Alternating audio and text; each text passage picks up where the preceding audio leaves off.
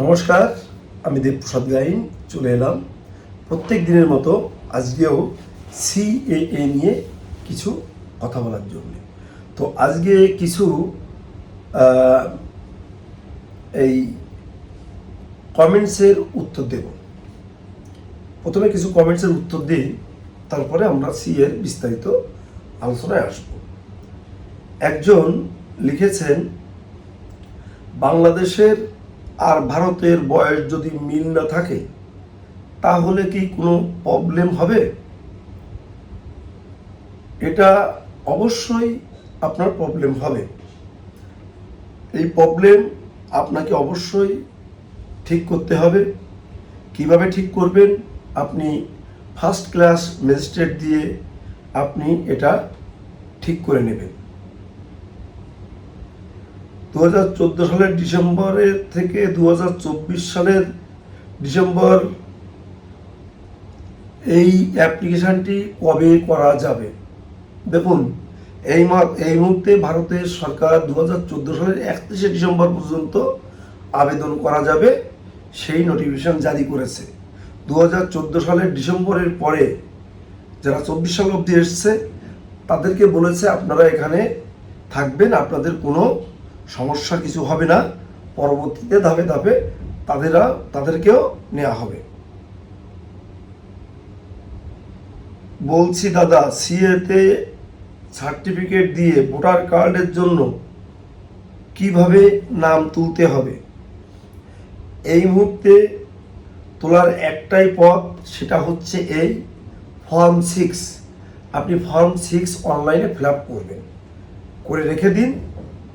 তারপর দেখবেন যখন প্রশাসনিক বৈঠক হয়ে যাবে বিডিওদের সাথে, তখন বিডিওদের বলে দেবে যে সিএ সার্টিফিকেটটি পেলেই আপনারা নাম তুলে দেবেন। সে সমস্ত সব কথাবার্তা চলছে, অনেক ধাপ এগিয়েও গেছে।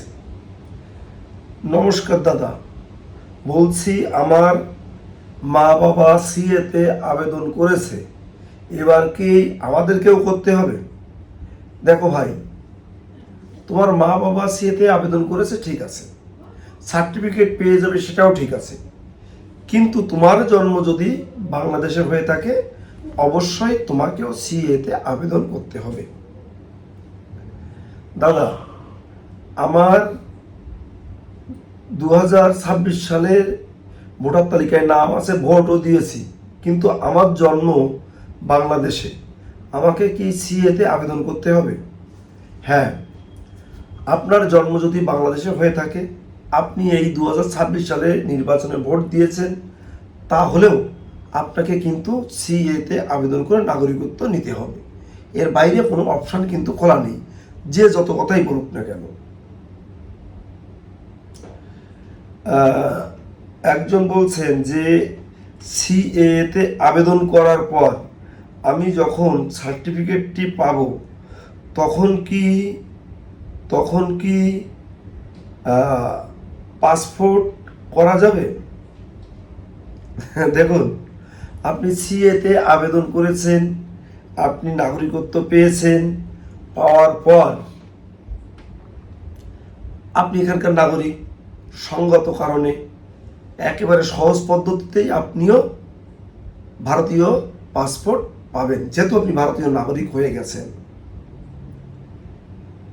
এক দিদি ভাই বলছেন, ভারতীয়, স্বামী পরিত্যক্তা, লোকের বাড়িতে কাজ করে, কিন্তু তার নিজের বা পরিবারের কোনো ডকুমেন্টস নেই, তাই এসআইআর এর নাম ওঠেনি। যেহেতু ভারতীয়, তাই অন্য দেশের কাগজ স্বভাবতই নেই। এ কি সিএতে অ্যাপ্লাই করতে পারবে?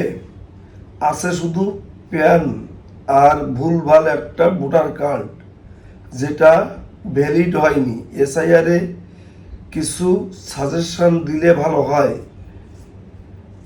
কোথায় গেলে প্রবলেম গাইড পাবো সেটা জানাবেন।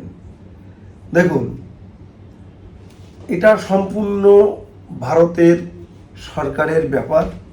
সে যদি প্রকৃত ভারতীয় হয়, তার জন্ম যদি ভারতে হয়, তার মা বাবা যদি ভারতীয় হয়ে থাকে, তাহলে তাকে কিন্তু নির্দিষ্ট তথ্য প্রমাণ দিয়েই এখানে ফর্ম 6 ফিল আপ করে তাকে ভোটার তালিকায় নাম তুলতে হবে। সে সি এর আয়ত্তেই পড়ে না। তো যে কারণে বলবো, আপনারা আপনাদের পাড়ার রাজনৈতিক নেতা নেত্রীদের সাথে যোগাযোগ করুন, তারা আপনাদের এই সমস্যাটার সমাধান করতে পারবে।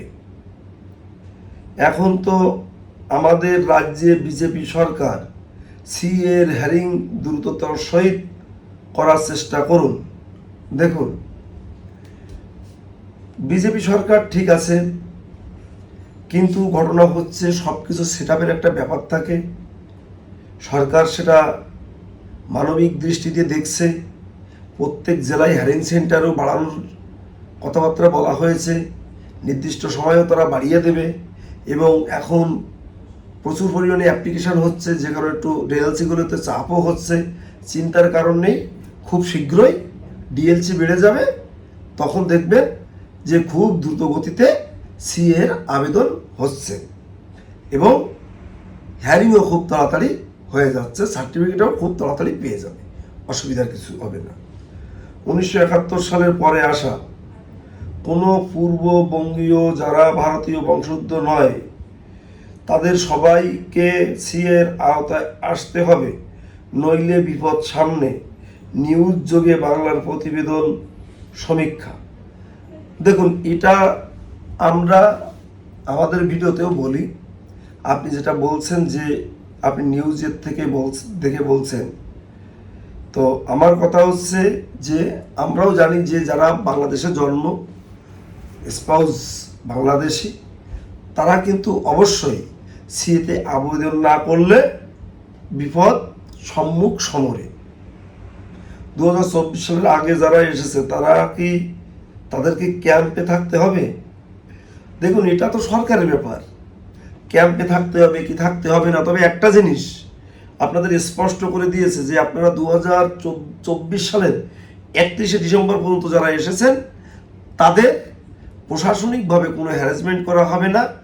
তারা এখানে একেবারে এখানে তারা এখানকার এক উদ্বাস্তু এবং রিফিউজি, কোনো সমস্যা নেই, তারা থাকতে পারবে। তাদের মনে হয় না যে তাদের ক্যাম্পে যেতে হবে। গত 28 তারিখ অ্যাপ্রুভ মেসেজ এসেছে, কিন্তু সার্টিফিকেট এখনো আসেনি দাদা। আপনি যদি ইন সাইন টিক চিহ্ন দিয়ে থাকেন, তাহলে আপনার আসতে মোটামুটি 15-20 দিন দেরি হবে।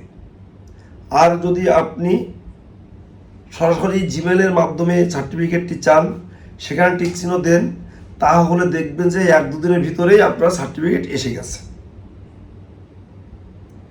বাংলাদেশের প্রতিটি সনাতনী যেভাবে ভারতের নাগরিকত্ব পায়, সেজন্য ভারত সরকারের কাছে বিনীত অনুরোধ করুন, প্রতিটি সনাতনী যেন বাংলাদেশের এই নির্যাতন থেকে তারা রেহাই পায় এবং ভারতে যেন আশ্রয় পায়। এই দিকে একটু দেখবেন দাদা। দেখুন, এটা আমার দেখার মতো আমি কেউ নই। আমি আপনাদের মতো অতি একজন সামান্য মানুষ। আমি আমার পূর্ববঙ্গের উদ্বাস্তু মানুষের দুঃখ দুর্দশা ব্যথা বেদনার কথা আমি বুঝি, যেহেতু আমিও ছিলাম পূর্ববঙ্গে। তো আপনারা যে কথাটা বলছেন, ভারত সরকার যদি আজকে মানবিক দৃষ্টিতে না দেখতো, তাহলে এই যত বাংলাদেশি আমরা এখানে আছি সব এক ধাক্কায় বাংলাদেশে পাঠিয়ে দিত। আপনারা দেখেছেন, যখন আমেরিকায় নির্বাচন হয়ে গেল, তখন বিভিন্ন দেশের মানুষ যারা আছে তাদেরকে বন্দি করে শিকল দিয়ে বেঁধে বেঁধে যার যার দেশে ফিরিয়ে দিয়েছে। ভারত সরকার কিন্তু অতি মানবিক, তাই মানবতার দৃষ্টি দিয়ে আমাদের হিন্দু, বৌদ্ধ, খ্রিস্টান, শিখ, জৈন, ফার্সি এই 6 সম্প্রদায়ের মানুষকে থাকার বন্দোবস্ত করে দিয়েছে এই মহান ভারতবর্ষে। চিন্তার কোনো কারণ নেই। যারা সংখ্যালঘু তারা সারা জীবন ভারতবর্ষ বুক আগলে দিয়ে রেখেছে, অতীতে রেখেছে, ভবিষ্যতে রাখবে, এই আশা ভরসা এদেশের সরকারের কাছে আমি এই সনাতনী মানুষের পক্ষ থেকে তাদের কাছে দাবি জানাচ্ছি আমার এই প্রতিবেদনের মাধ্যমে। সিএ করে 6 মাস হয়ে গেছে, এখনো কোনো মেইল আসে নাই। আপনি যদি নদিয়া ডিস্ট্রিক্টে হয়ে থাকেন তাহলে 6 মাস তো লাগবেই, অনেকে 7 মাসও লেগে গেছে। কারণ নদিয়াতে এখন প্রচুর পরিমাণে চাপ। চিন্তা করবেন না, ধারাবাহিকভাবে আপনাদেরও ডেট চলে আসবে, হ্যারিংও হয়ে যাবে, সার্টিফিকেটও পাবেন। বন্ধু, তুমি আমার উত্তর 24 পরগনার গাইঘাটা থানার অন্তর্গত আমকোলা গ্রাম 129 নম্বর পার্টে এবং বাঁদিকে পার্টে এরা দুই দেশের ভোটার। বর্তমানে বাংলাদেশে থাকে 20 বছর, ভারতে আসে না, অথচ বিএলও টাকা খেয়ে এদের ভোটার তালিকায় নাম তুলে রেখেছে। অথচ এরা এবার ভারতে ভোট দিতে আসেনি।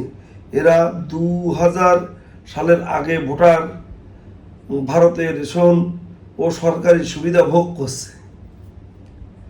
এরকম অনেক খবর আমাদের কাছে আছে। আমরা যতটা পেরেছি আমরা প্রশাসনকে জানিয়েছি। আমরা এই ধরনের যদি কোনো সংবাদ যদি সত্যি থাকে আপনারা আমাদের সাথে যোগাযোগ করবেন।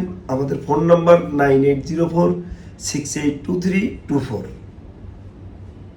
কোনো অসুবিধা নেই, ব্যবস্থা প্রশাসনিকভাবেই প্রশাসন নেবে, সে ব্যবস্থাটুকু আমরা করতে পারবো, এই আশা আমাদের কাছে রাখতে পারেন। 6 মাস হলো, এখন তো মনে হচ্ছে যে আমরা হিন্দুরা একটা গেঁড়া কলে পড়ে গেলাম। কারণ এমতো অবস্থায় যারা 2024 সালের পরে আসছে, তারা আসার পরে তাদেরকেও যদি মুসলিমদের সাথে বাংলাদেশ পাঠিয়ে দেয় তাহলে আমাদের কি হবে? দেখুন, 2024 সালের 31শে ডিসেম্বর পর্যন্ত যারা এসেছে তাদের সরকার বলেছে যে প্রশাসনিক কোনো ঝামেলা কোনো কিছু হবে না। আমাদের দাবি, বাংলাদেশ থেকে যেদিনই হিন্দু, বৌদ্ধ, খ্রিস্টান, শিখ, জৈন, ফার্সি এই 6 সম্প্রদায়ের মানুষ যেভাবেই আসুক না কেন তাদেরকে এখানে অন্তত থাকার বিধি ব্যবস্থা করে দিতে হবে। আমরা এই আন্দোলন লড়াই আপনাদের জন্য করে যাচ্ছি, আজও করছি, আগামী দিনও করবো, যে আমার এই উদ্বাস্তু মানুষ, আমার এই সংখ্যালঘু মানুষ যেন এখানে এসে কোনো বিপদে না পড়ে, তার জন্য আমরাও আগামী দিনে লড়াই সংগ্রাম চালিয়ে যাব আজকের মতোই। চিন্তার কোনো কারণ নেই, চিন্তা করবেন না। তাদের যাতে আর বাংলাদেশে ফেরত না যেতে হয় তার জন্য একটুখানি দেখো দাদা, আমরা আমাদের মতো করেই দেখছি। দেখুন, অনেক সময় দেখবেন হুট করে শোনা যায় বাংলাদেশের কোনো লোককে বারাসাত স্টেশনে ধরেছে, মসলিন্দপুর স্টেশনে ধরেছে, বনগাঁ স্টেশনে ধরেছে, শিয়ালদাতে ধরেছে, দু দেশের ডকুমেন্টস আছে, আমরা ছুটে চলে যাই। ডকুমেন্ট দু দেশে থাকতেই পারে, বাংলাদেশি যারা হিন্দু, বৌদ্ধ, খ্রিস্টান, শিখ, জৈন, ফার্সি তারা এখানে চলে এসেছিল, বাংলাদেশে তাদের ডকুমেন্টস আজও আছে। আমরা সেগুলো মুভমেন্ট করি, করে টুরে আমরা তাদের সালানোর ব্যবস্থা করি এবং প্রচুর লোককে ছাড়িয়ে আনি। চিন্তার কোনো কারণ নেই। একজন বলছে, ওরে বন্ধু, আগে ভাবো 26 সালের কথা, কোয়ামপুরে 3 লাখ হিন্দু, সরকারি ঘোষণা অনুযায়ী তারা জেল থেকে বাংলাদেশে ফেরত যাবে। সরকার যদি আইন চেঞ্জ না করে সেই বিষয়টা দেখো। 2026 সালের পরে যারা এসেছে তাদের কজনকে ধরে বাংলাদেশে পাঠিয়েছে? হিন্দু, বৌদ্ধ, খ্রিস্টান, শিখ, জৈন, ফার্সি এই 6 সম্প্রদায়ের মানুষ আমিও জানি 2024 সালের 31শে ডিসেম্বর পরে এসছে। আপনারা আমাকে বলবেন যে কতজন এই 6 সম্প্রদায়ের মানুষকে এখান থেকে ধরে বাংলাদেশে পাঠিয়েছে? প্রত্যেক দিন যেমন দেখা যায় পুশব্যাক হচ্ছে, কজনকে পাঠিয়েছে অবশ্যই আপনারা আমাকে জানাবেন।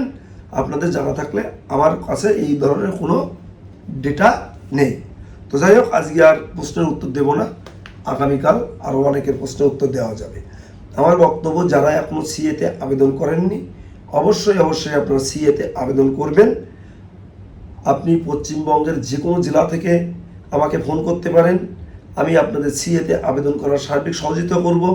আপনারা ভারতবর্ষের যে কোনো প্রান্ত থেকে আমাকে ফোন করবেন, ভারতবর্ষের যে কোনো রাজ্য থেকে ফোন করবেন, আমি আপনাদের সিএতে আবেদন করার সার্বিক সহযোগিতা করব। এই কথা আমি আপনাদের সামনে দিলাম। আমার প্রতিবেদন যারা শহর বন্দর গ্রামগঞ্জে প্রত্যেক দিন দেখো, তাদেরকে বলবো তোমরা সুস্থ থেকো, সুন্দর থেকো, ভালো থেকো। আর আমার চ্যানেলটিকে সাবস্ক্রাইব করে দিও, শেয়ার করে দেশ ও দেশের বাইরের লোককে দেখার সুযোগ করে দিও। আমার বয়োজ্যেষ্ঠদের চরণে প্রত্যেক দিনের মতো আজকেও রইল প্রণাম।